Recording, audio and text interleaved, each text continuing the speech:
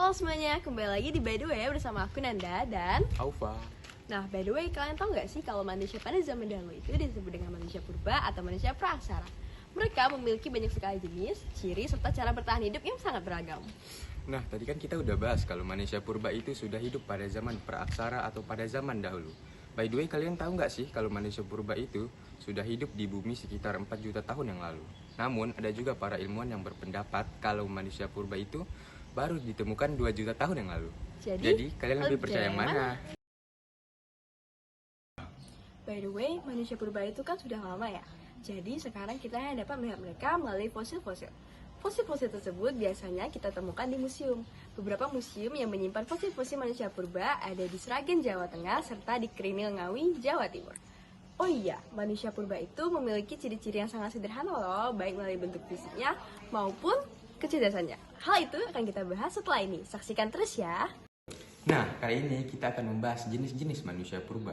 Jadi, jenis manusia purba tuh ada yang di Indonesia dan ada juga yang di dunia. Nah, kami balik lagi nih. Kali ini kami akan membahas jenis-jenis manusia purba. Jadi, jenis manusia purba tuh ada yang di Indonesia, ada juga yang di dunia. Yang ketiga ada Homo sapiens. Jenis kali ini manusia purbanya udah mulai pinter nih. Udah bisa bagi-bagi tugas buat menjalankan kehidupan sehari-harinya. By the way, kalian tahu nggak sih kalau Homo sapiens itu ada beberapa jenis? Kayak yang ditemukan di Wajak itu ada Homo wajakensis, yang ditemukan di Solo ada Soloensis, dan yang terakhir ditemukan di Flores yaitu Florensis. Nah, yang tadi itu di Indo ya, manusia purba juga ada di dunia loh. Kira-kira kalian tahu nggak nih jenis manusia purba apa aja yang ada di dunia? Jadi, manusia purba di dunia itu ada Ardipithecus ramidus, Australopithecus africanus, Sinaptopithecus pekinensis, Homo rhodensis, dan Homo cro-magnon. Habis ini kita bahas apa lagi ya?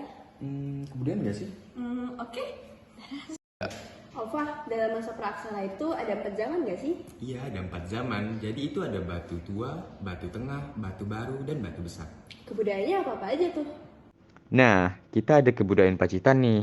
Alat-alatnya kayak masih kasar gitu dari batu. Ada kebudayaan Ngandong juga. Nah, kalau ini dari tulang binatang. Oh iya, kita jangan sampai melupakan persebelahan suku Indo nggak sih, Pak? Iya, bener banget. Nah, persebelahan suku Indo itu ada bangsa Melanesia, bangsa Melayu tua, dan bangsa Melayu muda. Oke, pertama kita bahas Melanesia dulu ya. Melanesia ini penyebutannya berasal dari bahasa Yunani atau kerap disebut dengan Pulau Hitam. Teman-teman kita yang berada di bagian timur itu merupakan keturunan bangsa Melanesia loh.